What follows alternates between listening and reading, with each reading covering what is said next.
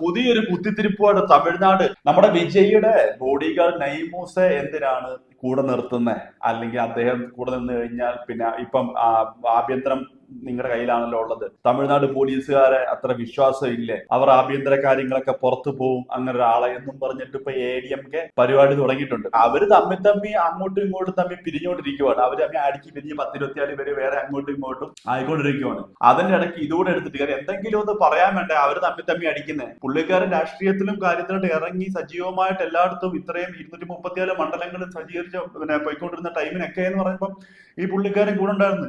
അദ്ദേഹത്തിന് പേഴ്സണലി ഇഷ്ടമാണ് ഒരാളെ ബോഡി ഗാർഡായിട്ട് വെക്കുന്നത്. അല്ലെങ്കിൽ ഗവൺമെന്റ് അപ്പ കണ്ടനെ അപ്പാന്ന് വിളിക്കുന്ന സ്വഭാവമാണോ? കാരണം അത് അവർക്ക് പേഴ്സണലി കംഫർട്ടായിട്ട് നിൽക്കുന്ന ആളെ അവർ ജോലിക്ക് വെക്കുന്നതിന് എന്താണ് പ്രശ്നം? അതായത് പേഴ്സണലായി ഇപ്പൊ ഒരിക്കലും ഈ ഗവൺമെന്റിന്റെ പൈസ എടുത്ത് വെച്ചിട്ടല്ല ഈ പിന്നെ ഇവർക്ക് സാലറി കൊടുക്കുന്നത്. അന്നുമല്ല നീങ്ങുന്നത്, അത് പേഴ്സണലായിട്ട് കൊടുക്കുന്നത്. അത് ഇതൊരു വിഷയമാക്കി എടുത്ത് ഇപ്പം അടുത്ത ഒരു പരിപാടി തുടങ്ങിയിട്ടുണ്ട് ഇതിനെതിരെ. മലയാളി നൈമൂസ എന്ന വ്യക്തി മലയാളി ആയതുകൊണ്ടും ഇപ്പൊ മലയാളിയുടെ മുന്നിൽ ഇപ്പൊ വിജയുടെ ബോഡി ഗാർഡ്, ഇപ്പൊ ബോഡി ഗാർഡിന്റെ വിഷയങ്ങൾ പറയാമെങ്കിൽ രാംചരന്റെ ഒക്കെ ആണ്ട് സൽമാൻ ഖാനെക്കാട്ടി വലിയ സംഭവമാണ് ഇപ്പൊ രാംചരൻ എന്നുള്ള ന്യൂസുകളും കാര്യങ്ങളും നമ്മളെല്ലാം കാണുന്നതാണ്. ബോഡി ഗാർഡിനെ സംബന്ധിച്ചുള്ള ഇങ്ങനെ ഭയങ്കര പവർ ആയിക്കൊണ്ടിരിക്കുകയാണ് ഓരോ കാര്യം. അതിനിടയ്ക്കാണ് ഇപ്പൊ ഇന്നൊരു ഈ വിഷയം വന്നേക്കുന്നത്. നമ്മൾ ആരെ ജോലിക്ക് വെക്കണോ നമ്മളാണ് തീരുമാനിക്കുന്നത്. നമ്മളിവിടെ കംഫർട്ടായ ഒരാളെ ജോലിക്ക് വെക്കുന്നത് നമ്മളാണ് തീരുമാനിക്കുന്നത്. ഇതിന് വരെ പ്രതിപക്ഷം DMK ആണെങ്കിൽ വേണ്ടിയില്ല, പ്രതിപക്ഷത്ത് പോലും ഇല്ലാത്ത ആകപ്പാടെ 10, 20, 25, 30 പേരെങ്ങാണ്ട് മൊത്തത്തിലുള്ളവർക്ക് അതിനകത്ത് പകുതി ഇപ്പൊ തന്നെ അടിച്ചു പിരിഞ്ഞ് രണ്ടായി വിജയ TVK വരാൻ പോവാണ്. അപ്പൊ ഒരു ഉളുപ്പില്ലാത്ത ടീമായി വന്നേക്കുവാണ്. അപ്പൊ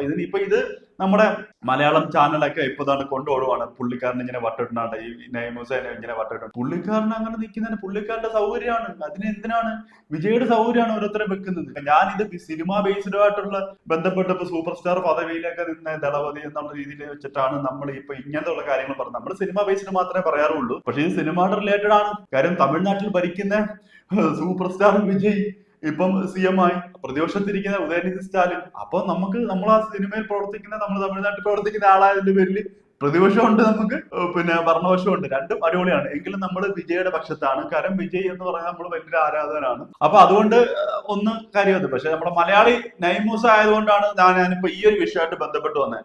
അപ്പൊ നിങ്ങളുടെ അഭിപ്രായം രേഖപ്പെടുത്തി. കാരണം എന്ന് പറഞ്ഞാൽ ഈ ഗവൺമെന്റ് പോയി കഴിഞ്ഞാൽ പിന്നെ Z കാറ്റഗറി സെക്യൂരിറ്റി ഒന്നും കിട്ടത്തില്ലല്ലോ ഈ പുള്ളിക്കാരന്റെ പ്രൈവറ്റ് സെക്യൂരിറ്റി. അതുകൊണ്ട് കൂടെ നിർത്തുന്നതിന് ഗവൺമെന്റ് ഒരു രൂപ പോലും പോകുന്നില്ല. രാംചരൻ ഇത്രയും വലിയൊരു ഫൈറ്റർ പിന്നെ ബോഡി ഗാർഡ് വെക്കാനുള്ള റീസൺ എന്ന് പറയുമ്പോൾ കാണിയുടെ ഇടയിൽ വെച്ചിട്ട് പുള്ളിക്കാരന്റെ കൈയുടെ കംപ്ലൈന്റ് വന്നത് കാണിയുടെ ഇടയിൽ നമ്മുടെ ഉന്തത്തുള്ളതുകൊണ്ട് അത് ഉണ്ടാവാതിരിക്കാനും അങ്ങനെ കാര്യമൊക്കെ വേണ്ടിയാണ്. അപ്പൊ അവരവരുടെ സേഫ്റ്റിക്ക് വേണ്ടിയിട്ട് അവരൊരു വെക്കുന്നു, അത്രേ ഉള്ളൂ.